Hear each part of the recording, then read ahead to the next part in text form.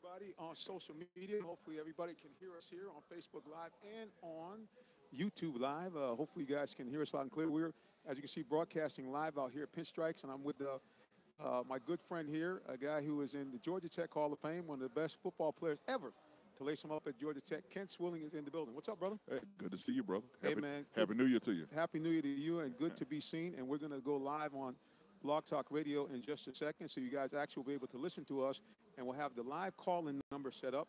That number is going to be 347-326-9991, and you guys will be able to call us in as we talk a little sports, as we always do, talking some football, talking a lot of football. Yeah, a whole lot of football. A lot of football.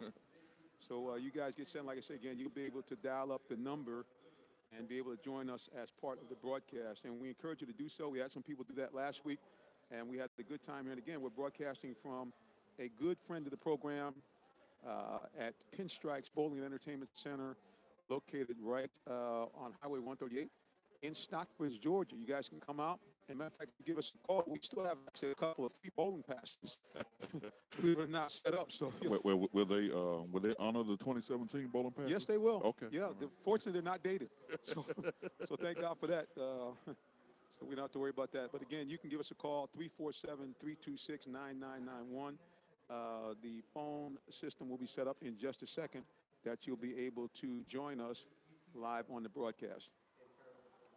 So, Ken, like I said, a lot of great stuff went on this weekend. We had a lot of happy people that were part of the red and black, both on the pro and the college side of the house. Pretty exciting weekend. It was an exciting weekend.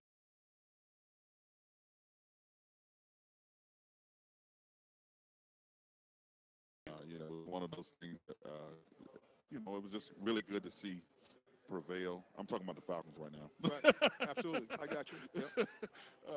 People know that I went to Georgia Tech. I do not necessarily cheer for Georgia. However, there is a very minuscule part of me, because I am from the state of Georgia. I do kind of like the Bulldogs' chances to win a championship. I've said on this show before that I believe that they have an opportunity to really do some things, to have a really special season. And hopefully this will be one of those things that they can look back 25, 30 years from now, and they'll be a part of something special.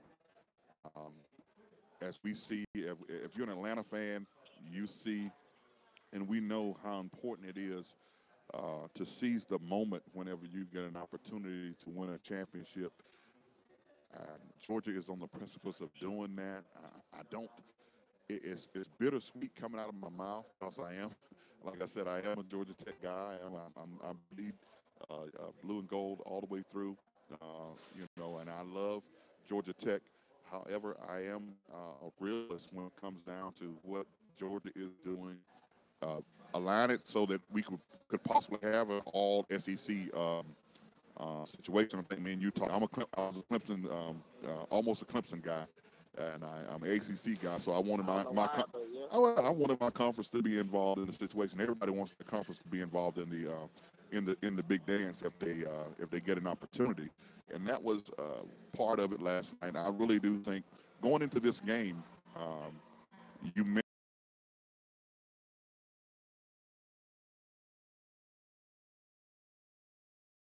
opportunity to play with this Alabama team. However, if that defense that showed up last night shows up again next Monday night, it's going to be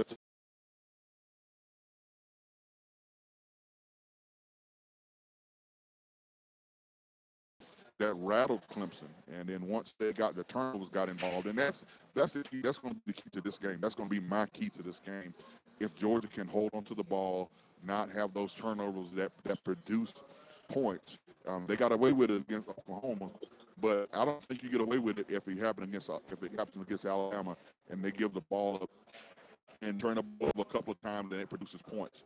I think that's going to be a real rough way to go and a rough time for Georgia if that particular thing happens.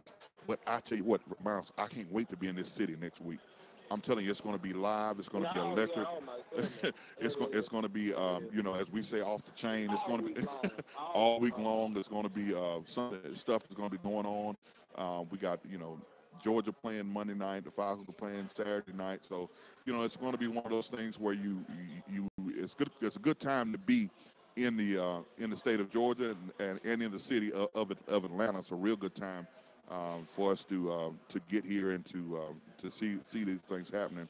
How did you feel about Baker Mayfield last night? How did you feel about his play last night? What did you see? Oh, I got what I expected out of him.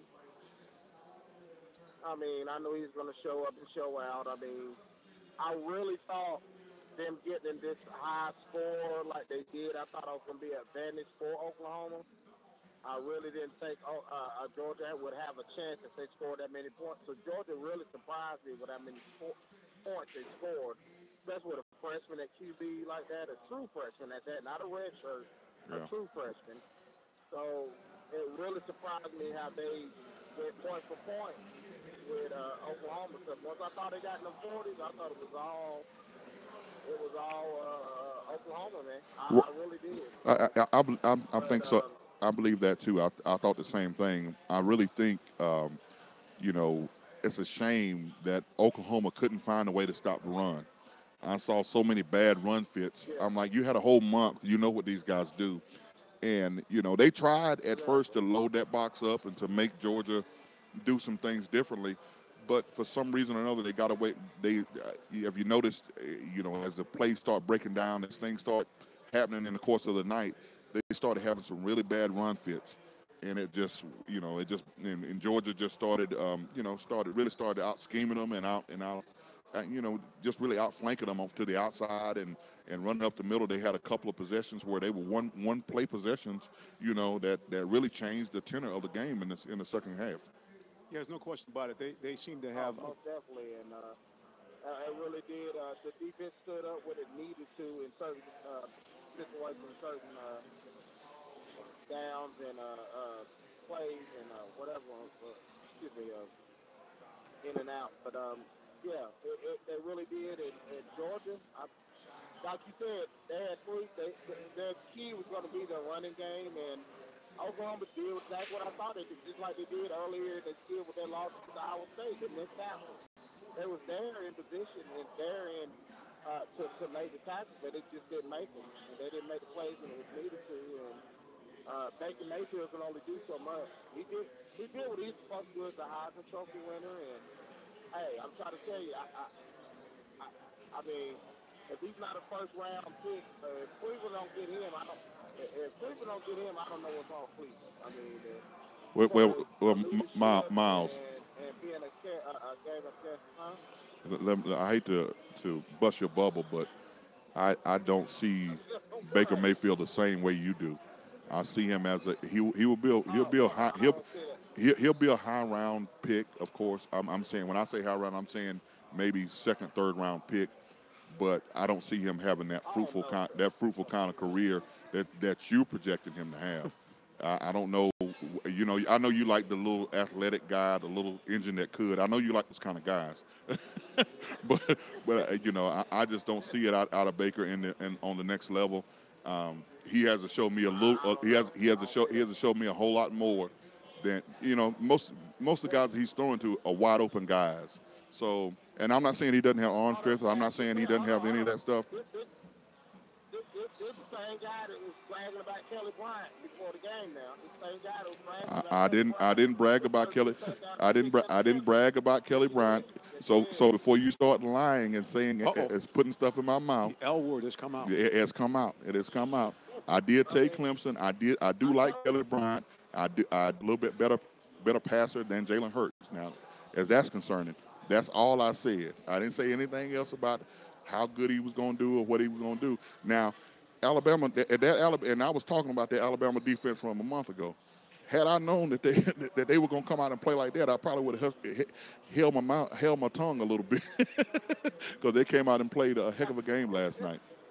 Well, your boy. Well, I'm your boy, and I try to tell you from the get-go, they are going to get healthy after 30 days off. The last game they played was November 25th. Mm-hmm.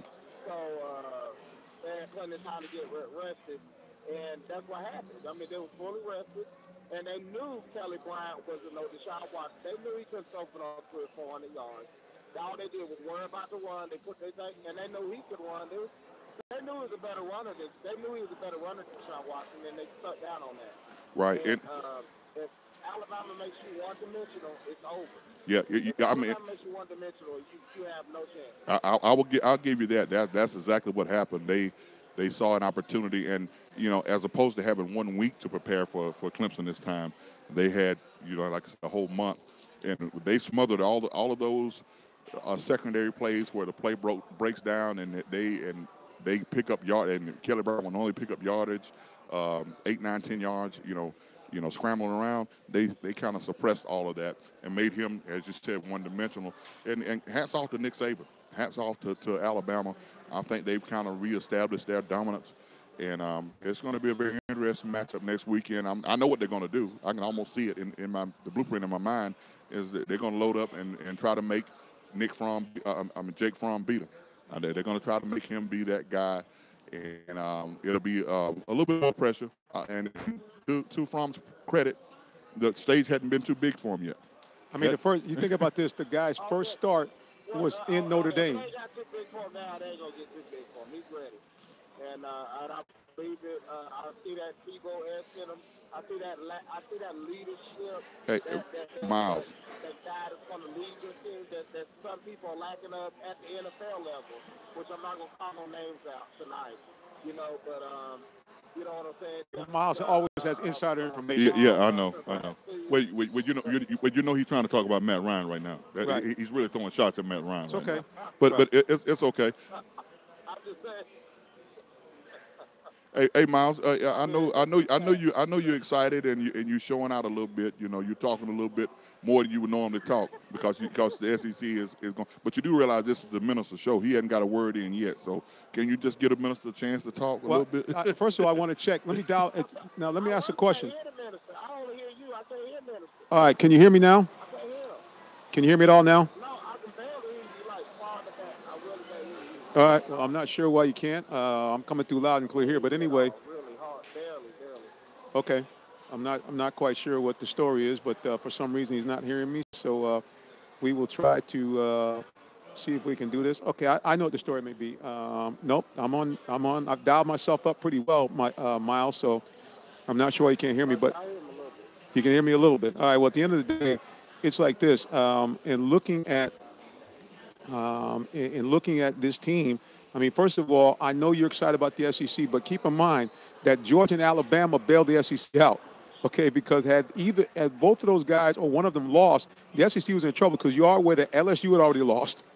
Okay, they already went down, and who else from the SEC had already taken a loss as well? Auburn. So, by the fact, right here in our backyard. So, at the end of the day, everybody was beginning to sell the demise of the SEC. So, kudos to Alabama and Georgia for stepping up and not only making the playoff committee look good, but certainly now reestablishing the SEC as once again the dominant conference. Because anytime you have, two of your top three teams, right? Okay, playing for the national championship, and one of them, and this is the other thing, one of them didn't even win either division. So you think about that. There you go. So there's no question that the SEC now is right back in the forefront, as being one of the the top conferences, if not the top conference in the nation. So kudos again to the SEC. And it's only tougher, Ken. I mean, we see that the Nick Saban tree works very, very well. Because I think that Jeremy Pruitt in the situation at Tennessee where you got a lot of guys bleeding orange, a guy that really knows how to set up a defensive scheme, it's a good thing that Kirby is recruiting the way he does, but because Tennessee's going to sniff him right out in his back door, and Florida, I think, is going to be back next year as well. Well, I think you're right about that. I think Tennessee's in a good spot. I think Florida is in a good spot. I think South Carolina is in a good spot. Yes, sir. You're talking about some teams, and things are really going to get kind of thick in the SEC East. it's just as bad as they got thin. Just like they got thin, they're going to get real thick and keep his talent there. You know, the field last year. You know, he was later on in the broadcast, and you'll see us broadcasting live. It seems that the YouTube stream has tightened up, so we are broadcasting there. And again, you can join us via phone, 347-326-9991. You can join us on the phone, and you can hear us as well. We're going to take a little quick commercial break, and then we will be back in just a moment on the Real Talk Sports Show.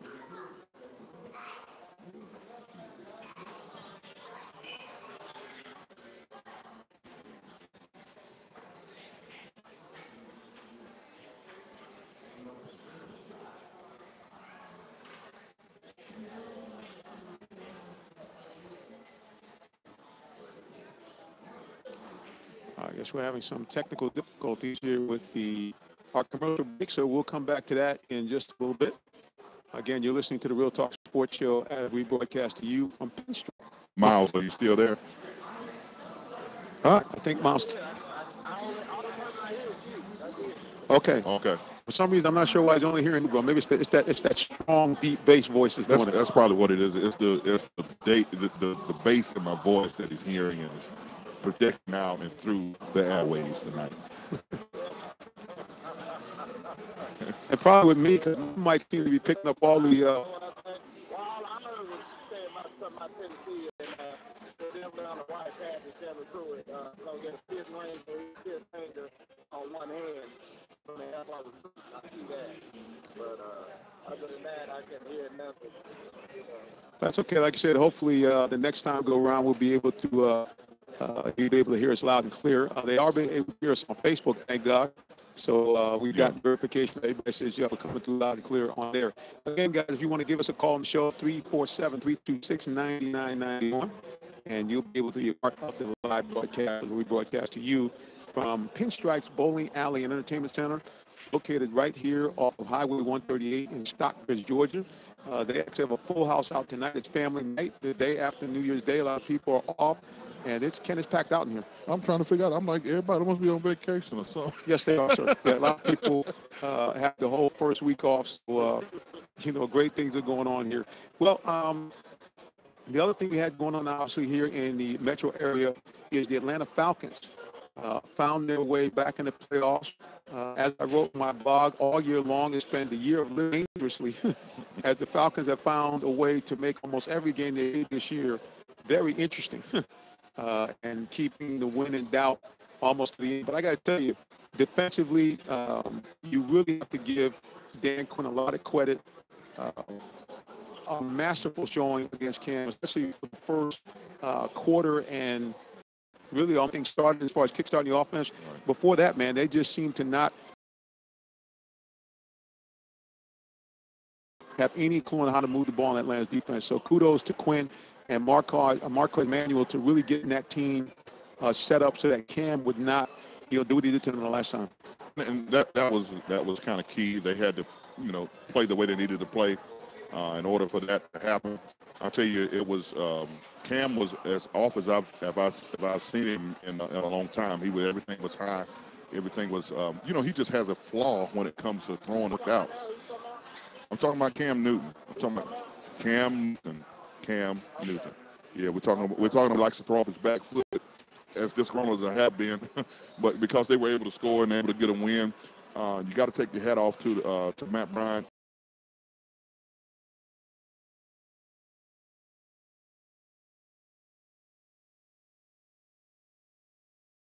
We're going to go out to L.A. and beat L.A., which I think we can everybody this weekend, which is to me, I understand it, and as Dan Quinn would say, I recognize it, but I think you can ruin the mojo with a team that is young by not playing them and at least let them play a quarter, at least let them play a little bit to get that feel. And I understand you don't want to get anybody hurt, don't want to get anybody injured, but there's a very fine line you run into when you're talking about being ready for the playoff ready and being a little bit the timing being off when you get into the playoffs. There's no question about it, and we've seen this before. Well, I definitely agree with Mr. Lambetter that if this defense can carry the defense has been carrying them since. When I saw them play against Chicago earlier this year, one of the close games they did win, just the way they threw around that ball, and that's what Dan Quinn's position is. And I don't know what the offense is going to do. Once again, it comes back to having a elite quarterback, and once again, we're having a defensive quarterback. That would be more out of Matt Ryan, me, because Matt Ryan has ever had an opportunity to play with an elite defense. This is the first time he's played with a defense that's been in the top 10. So, you know, it's yet to be seen what is going to happen. I believe that when they get into this playoff mode, that things are going to happen. That they're going to play a whole lot better in the play. Yeah. Well, you always question. Can you hear me better now, Miles? oh yeah, I hear you now. That's what I thought. Yeah, we evidently my mic was dialed down to your connection. So, which is not good. Which is not good. But listen, man. Listen, I'm gonna tell you. At the end of the day, it's like this. I mean, okay. Do we all feel that Matt Ryan can play better? Yes, we can. As a matter of fact, Matt Ryan himself feels he can play better. Right. Okay, this is not something where the guy has been walking around saying, oh, well, I need more pieces or I need this or that. He can play better. But I will say one thing that you have to give him some credit for, and I'm hoping that they understand that that's the missing ingredient in this offense. Did they score touchdowns in the red zone in the second half? Absolutely not. You relied on 5 field goals. But the key thing they did is they were able to at least understand that we need part of our good defense is to keep the ball away from the other team's offense. Right. Okay? Because we don't have the larger guys up front. So especially, and that's going to be critical, I think, in receiving and running probably 30 plus times. So you need to be able to set. Okay. Well, I mean, what all day long, because I'm not going to go back and forth with you about the worth of Matt Ryan to this team.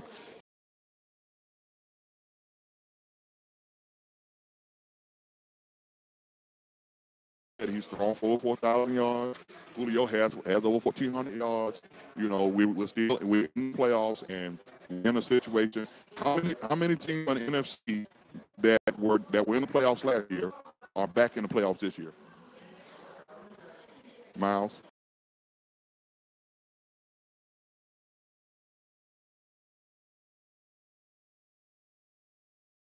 Yeah, let's go to this. I got an analogy here for one quick second. Okay. James Harden keeps putting up his stats each and every year to be MVP, but he's not getting the MVP. But this is what I think that we're trying to say. Has Matt taken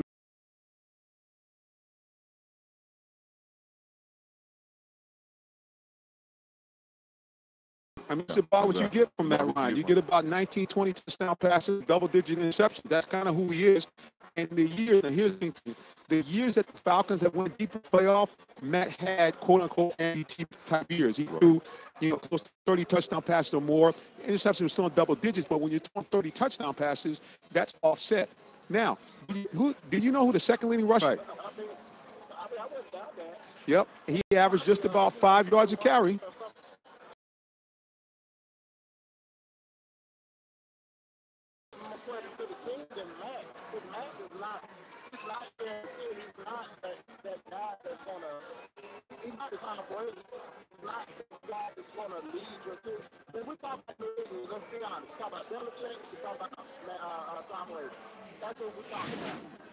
Right now, there's not that many guys available who are that guy, who you're talking.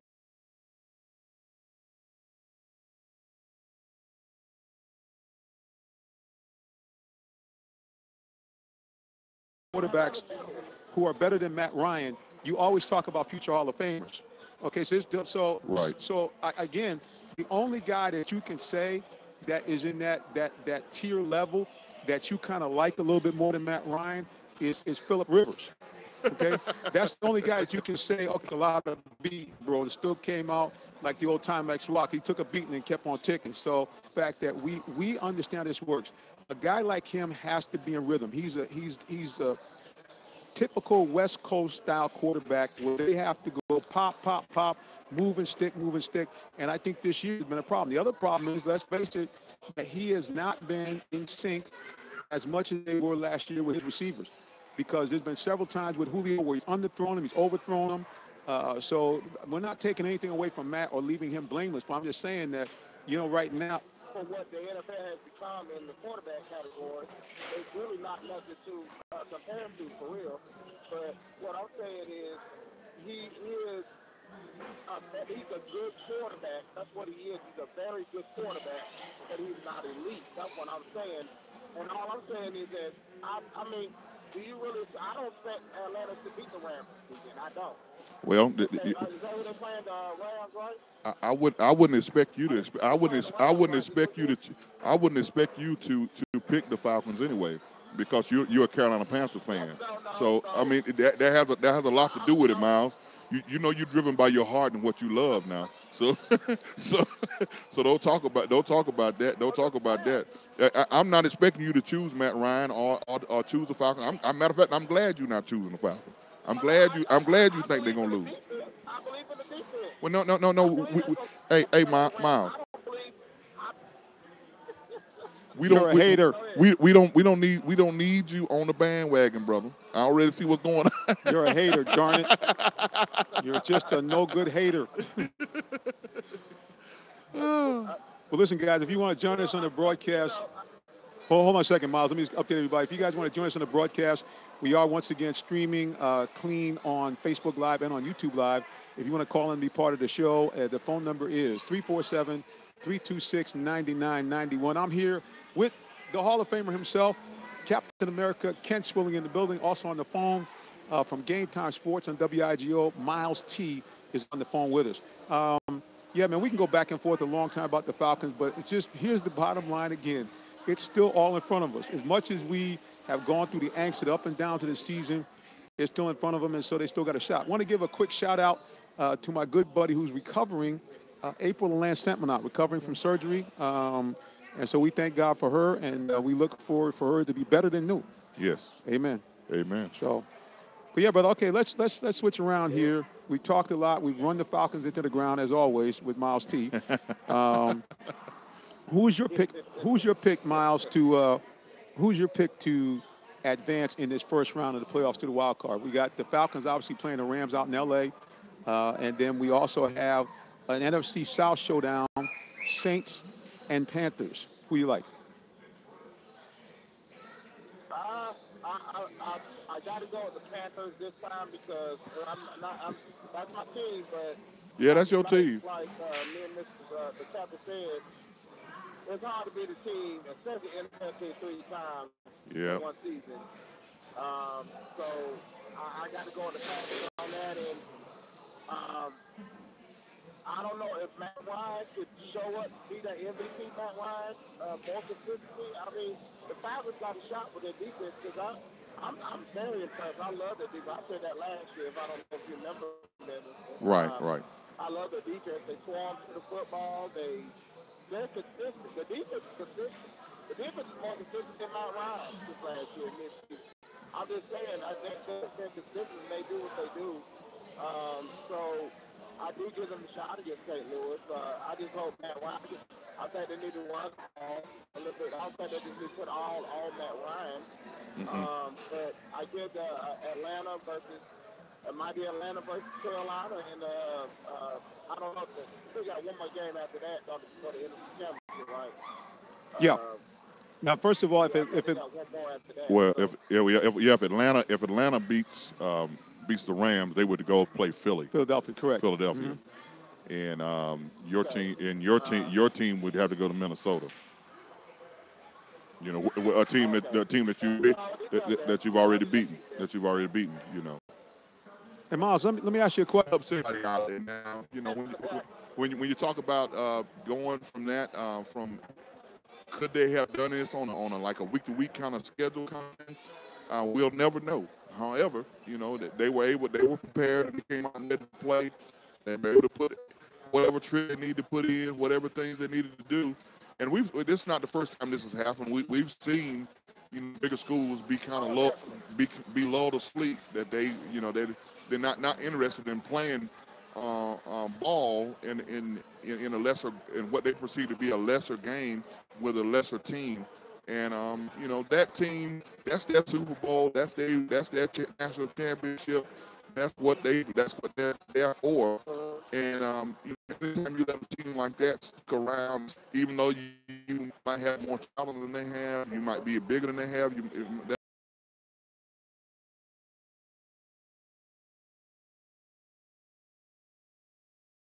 they are, you might be faster. If you hats off.